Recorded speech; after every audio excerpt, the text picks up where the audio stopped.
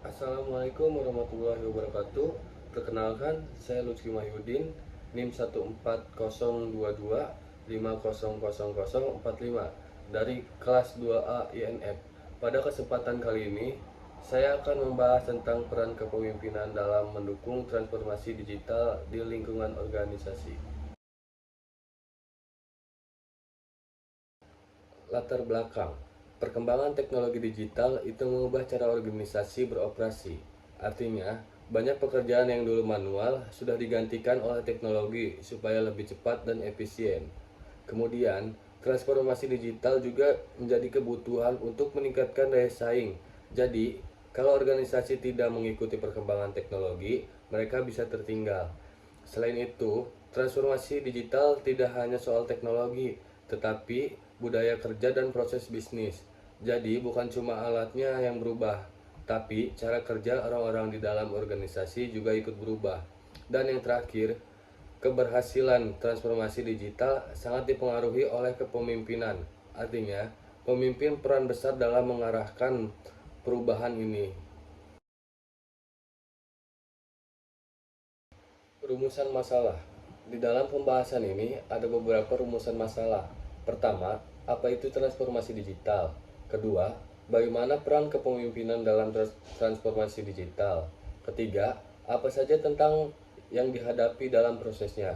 Dan yang terakhir, bagaimana strategi kepemimpinan yang efektif untuk menghadapi perubahan tersebut? Pengertian transformasi digital. Transformasi digital adalah proses perubahan organisasi dengan memanfaatkan teknologi digital.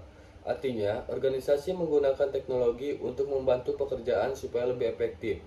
Tujuannya untuk meningkatkan efektivitas, efisiensi, inovasi, dan kualitas layanan. Jadi, semua proses kerja bisa jadi lebih cepat dan lebih baik. Transformasi ini juga mencakup perubahan strategi budaya organisasi dari pola kerja.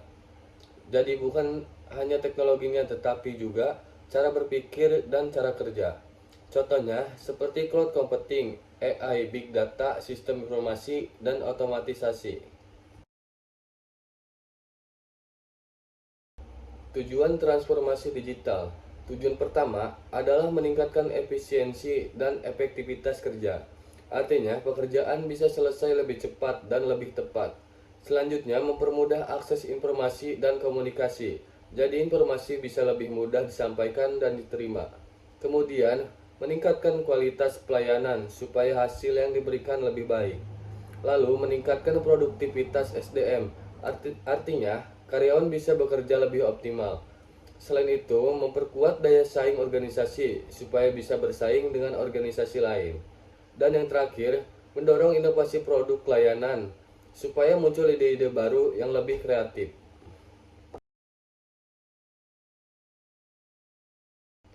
Peran kepemimpinan. Dalam transformasi digital, pemimpin punya peran penting. Pertama, menerapkan visi dan strategi digital. Artinya, pemimpin harus punya arah yang jelas. Kemudian menjadi agen perubahan, yaitu mendorong organisasi supaya siap berubah. Lalu membangun inovasi supaya karyawan terbiasa berpikir kreatif. Selanjutnya, membangun kompetensi SDM, yaitu meningkatkan kemampuan karyawan dan mendukung pengambilan keputusan berbasis data supaya keputusan lebih tepat dan akurat.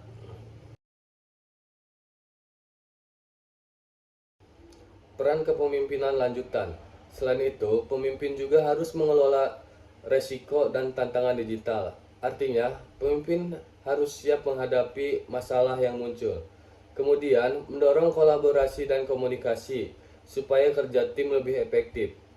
Selanjutnya, menyediakan sumber daya dan dukungan seperti teknologi, anggaran, dan pelatihan. Dan yang terakhir, memastikan transformasi berjalan efektif dan berkelanjutan. Jadi tidak hanya berjalan sebentar, tapi harus berkembang. Dalam transformasi digital, ada beberapa tantangan. Pertama, resistensi terhadap perubahan, yaitu masih ada orang yang sulit menerima cara baru. Kedua, keterbatasan kompetensi digital, artinya tidak semua orang langsung bisa paham teknologi.